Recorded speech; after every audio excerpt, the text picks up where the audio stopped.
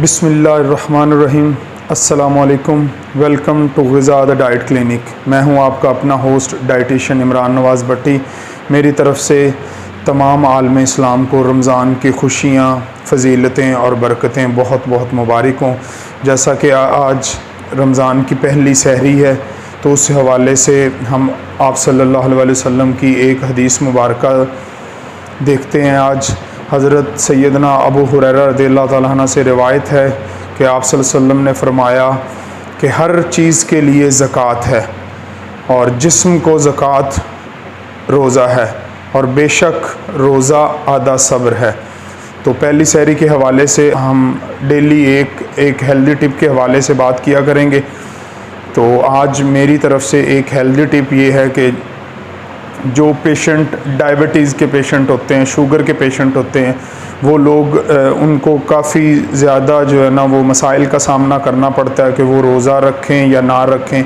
तो डायबिटीज़ 1 और डायबिटीज़ 2 के जो पेशेंट हैं, जो मेडिसिनल पेशेंट हैं, जो मेडिसिन पे हैं, जो डायबिटीज़ की, जो शुगर की मेडिसिन लेते हैं, वो रोज़ा रख सकते हैं।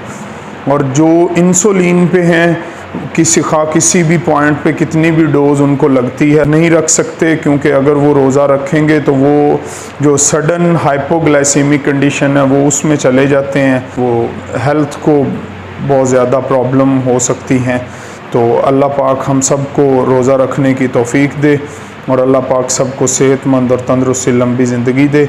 और इंशाअल्लाह आपको पता है कि हमारे ग़िज़ा द डाइट क्लिनिक पे इंशाअल्लाह तमाम पाकिस्तान से मुख्तलिफ़ मायनाज़ और तजर्बाकार डाइटिशन्स जो हैं वो अफ्तार ट्रांसमिशन में आपके साथ डेली कोई ना कोई टॉपिक लेके आएंगे। तो इंशाअल्लाह हमारे चैनल को सब्सक्राइब कीजिए, शेयर कीजिए, लाइक कीजिए, ताकि ज़्यादा से ज़्यादा लोग इससे बेनिफिट हासिल कर सकें और पूरे रमज़ानुल मुबारक में ज़्यादा से ज़्यादा हेल्दी टिप्स जान के रोज़ा रखने की जो है ना सादत हासिल कर सकें।